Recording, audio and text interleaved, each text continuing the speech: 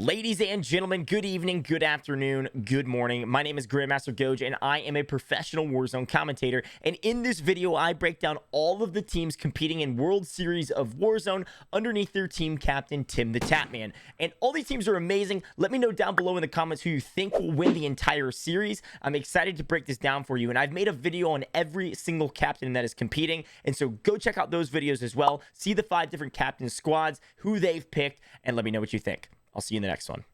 I would arguably say Tim did one of the better jobs drafting, and he didn't get as much like credit as maybe somebody like Aiden or Dan Dangler, but I thought he might have the strongest squad depending.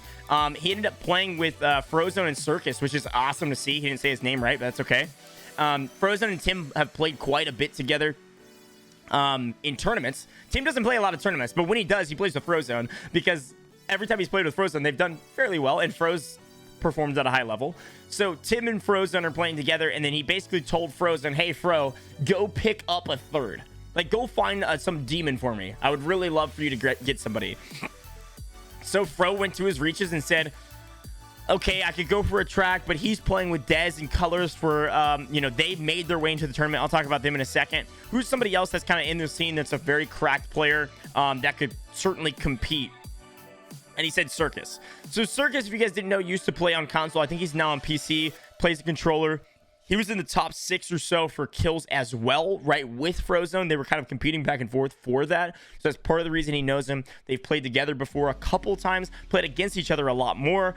So Circus going to be making his way up into the top 3 here, or the top 3. The captain's team with TimTheTatman, Frozone, and Circus. That'll be a lot of fun to watch. I think that team could do some damage. I don't think they're going to be the best team here. I don't even know if they'll get top 10, but it'll be top half for sure. I mean, Fro can carry if he plays well in private matches, and Tim's not near as bad as everybody gives him credit for, with Circus being able to compete as well.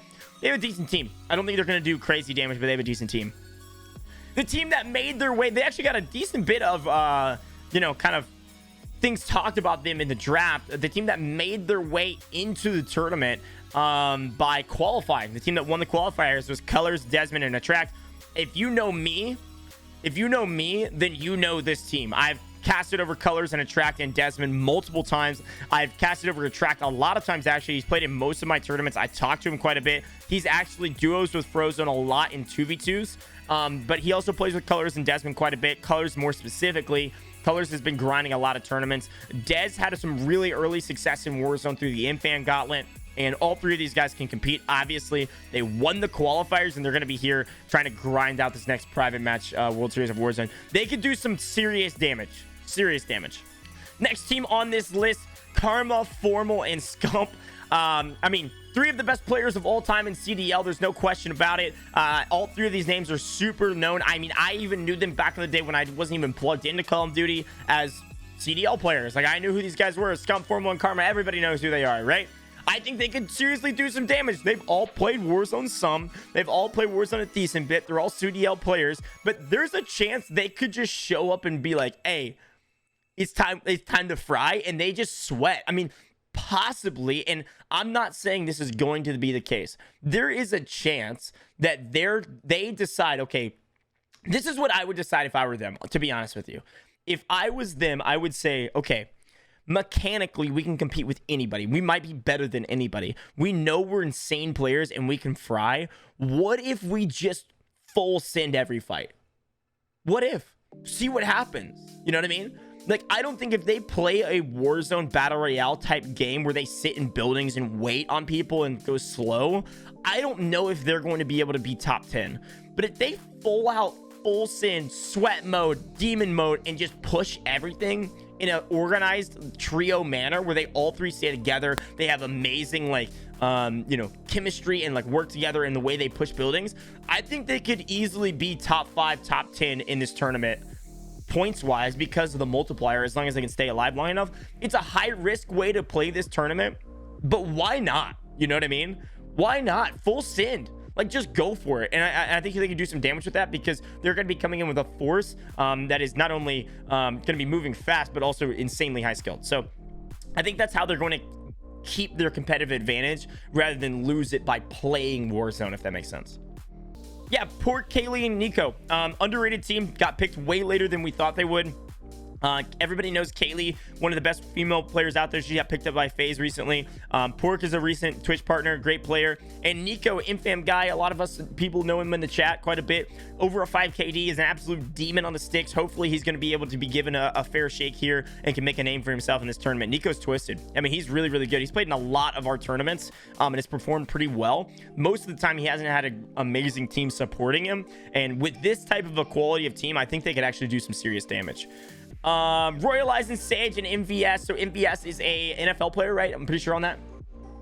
Royalize, Infam Grinder, Infam Gauntlet guy, played with Clutchbuck. I mentioned him earlier. Has played in a lot of our tournaments. An extremely talented player in his own right. As long as he can keep a cool head and play well and stay focused, he can be really a really solid player. I've seen Sage play quite a bit. Sage is a great player. Played in the Rafi tournament. I'm pretty positive. I think he's on Rafi's team, actually. I might be wrong on that. Great player, super solid. This team could actually do some damage. I don't know how good MVS is, but Royalize and Sage could carry, and MVS could play some support there, and it could go well. Tommy Allman and Noobs. I mean, this team I should have talked about first, probably. I would say this is team number 1. If you were to rank every team in this tournament, this team or Aiden's team, this is team 1 or team 2 in the entirety of the tournament. There's no question. Tommy and Allman, one of the best duos in the game, if not the best duo in the game. Adding on Noobs, who's a top 3 player in the game, period, especially recently. Noobs has been outperforming almost anybody recently in tournaments, so he's kind of in his streak mode right now. Full sin mode. Has been doing extremely well. This team is absolutely disgusting. There's no question that anybody would debate that, right? Biffle might be number 1 player, but Tommy, Allman, and News might be the number 1 or number 2 team, if that makes sense. I don't even need to talk about this team. They have an insane amount of experience. They play tournaments every single day. I literally talked to Tommy the other day. He was in his stream. I was talking to him on DMs as well as in the actual chat. Tommy literally said, I would play a tournament every single day if I could. Every single day. I would say this team is... I mean, he just sweats, man. He just always is on. I haven't seen Tommy not on in a very long time. Air Cool, Avante Maddox, and Base Soldier. I mean, they're not going to be, I don't even think they're going to be top half, but they'll be fun to watch. Air Cool's funny. Content creator, I don't even know how much he plays Warzone, to be honest with you. Avante Maddox, Base Soldier, you know, athletes. It'll be a fun team. I don't think they're going to do very much damage at all.